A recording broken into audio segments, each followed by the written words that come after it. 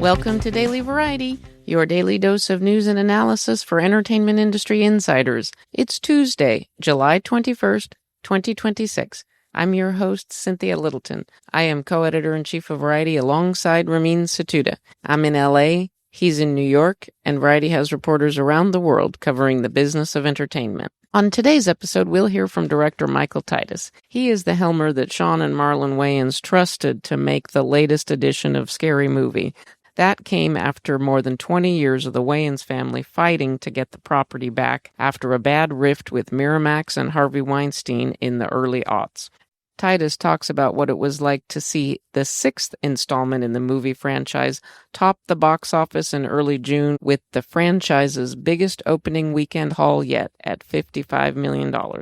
Today marks the official start of the second win for Scary Movie as it debuts on pay-to-download digital PVOD platforms, and it's an extended director's cut with lots of goodies, as Titus explains. But before we get to all of that, here are a few headlines just in this morning that you need to know. More news from the big opening for The Odyssey.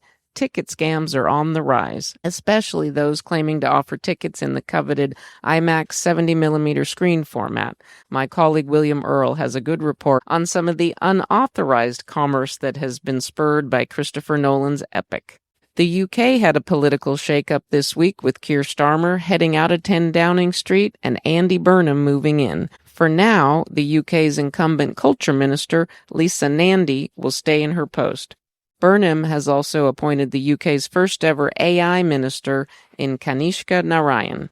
My colleague KJ Yossman in London has the whole story. R.I.P. Peter Lassalle. He was an incredible producer, a fixer, and a consigliere to Johnny Carson and David Letterman, and he really helped Craig Ferguson find his sea legs as a late-night host after Ferguson took over CBS's The Late Late Show in 2005. Lassalle was warm and funny and kind to journalists, as some of my colleagues have noted. Tributes are flowing in on Variety.com. All of these stories and so much more can be found on Variety.com right now.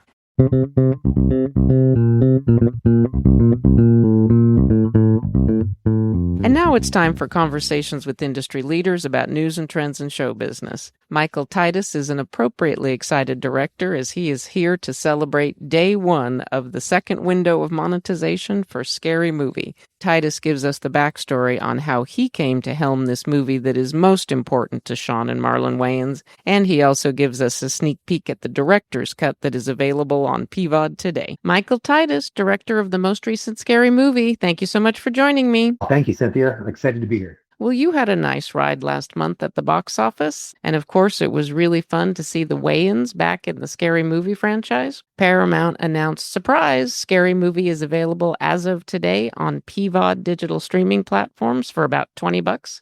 Do you have a watch party plan? Do you have your snacks? Is the family coming over? They are. I have a watch party. We're all very excited to check it out, especially since there are new extended cuts that are being released and behind the scenes footage and all kinds of never before seen footage that's exclusive to the extended cuts. You must be excited to get now a whole second wave of people talking about it, social activity.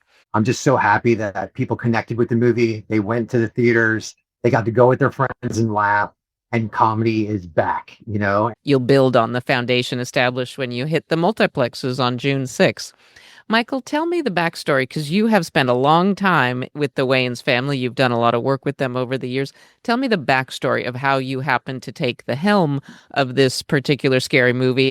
The Wayans and I go back a couple of decades. I was lucky enough to start my career working for the Wayans and as an assistant, and was able to be behind the scenes with these guys when they were doing White Chicks and Little Man and really see how they made the magic happen. And this movie was a fantastic kind of full circle for both of us, because the Wayans had lost this franchise a number of years ago after two, and now rightfully gotten it back. So for that, I was extremely happy, because Scary Movie was back with the original guys who created the franchise where it belongs.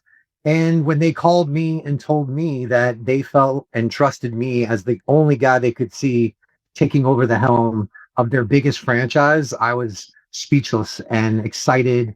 And I couldn't even tell you, it was cloud nine for me.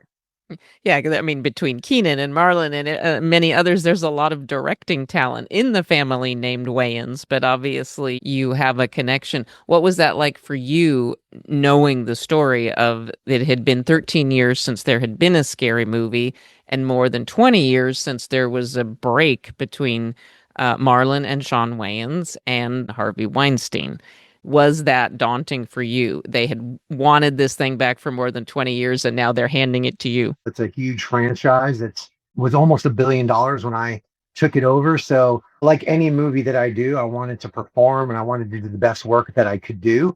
But I felt very confident. I understand Wayne's brothers' authentic comedy. And so I was really just overjoyed with excitement because I found it to be just a great opportunity to take a movie from the 2000s and contemporize it for 2026 and bring it to a generation who in this last decade I don't think has had that type of communal experience with a comedy in theaters. There's something different when you watch a movie like a Scary Movie in theaters with 200 people you don't know. A joke comes across at home on the couch might be a chuckle, but in the theaters it could be a roar, and it takes that movie experience and it turns it into a memory. Because I can still remember the first time I saw Scary Movie right after college with my buddies across the street at UC7. And it still stays with me how fun it was and how much we would quote it weeks and months later. And it just became part of my comedic vocabulary. What was it like for you and for the family when you opened on top? That must have been a pretty exciting day for the family. Opening weekend was surreal and just felt so fulfilling. It was a lot of hard work to get here, and it's a long road. And the Wayans and I worked really hard to try to deliver a Scary Movie with authentic Wayans comedy. And for it to be the biggest opening in franchise history was just fantastic. For any super hardcore fans, what kind of things will they see in those extended cuts? Well, I believe the digital release will include all the original theatrical cuts, but it's also going to have just never before seen alternate ending. There's over 30 minutes of bonus features and an extended cut that I think it's like 13 minutes longer than the theatrical cut.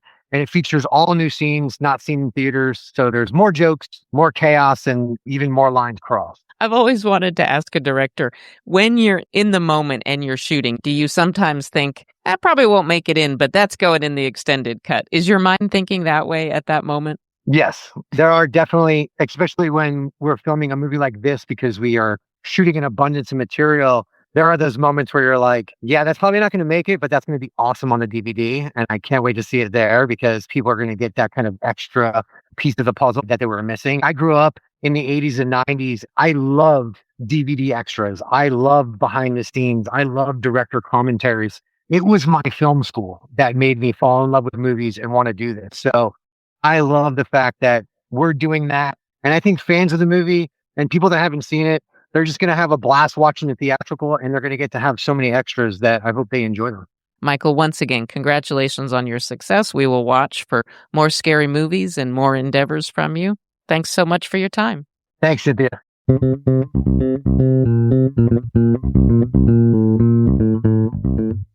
As we close out today's episode, here's a few things we're watching for. Ava DuVernay's new Netflix documentary, 14th, revolving around the birthright citizenship controversy, will close out the New York Film Festival on October 9th. My colleague Rebecca Rubin notes that it will mark 10 years after DuVernay's Netflix documentary 13th opened the New York Film Festival in 2016. Don't miss my colleague Marlo Stern's conversation with Pablo Torre, the investigative sports journalist and Pulitzer Prize winner. It's a good read about how Torre works and what makes his Pablo Torre Finds Out podcast so good. Also, don't miss my colleague Stephen Horowitz's definitive account of Jay-Z's instantly legendary Yankee Stadium shows. Horowitz was there all 3 nights last weekend, and he's talked to seemingly everyone who was involved in pulling off this artistic statement in the Bronx. We love to hear from our listeners, so please send thoughts, gripes, and other feedback about Daily Variety to podcasts@variety.com. Before we go, congrats to Karen Leoreno Rickardson, She's been named Global Head of Corporate Marketing and Communications for Sphere Entertainment. She's based in New York. She comes to Sphere after 9 years as Chief Communications and Marketing Officer for investment giant Cantor Fitzgerald. Thanks for listening. This episode was written and reported by me, Cynthia Littleton. Sticks, Nicks, Hick Picks. Please leave us a review at the podcast platform of your choice. And don't forget to tune in tomorrow for another episode of Daily Variety.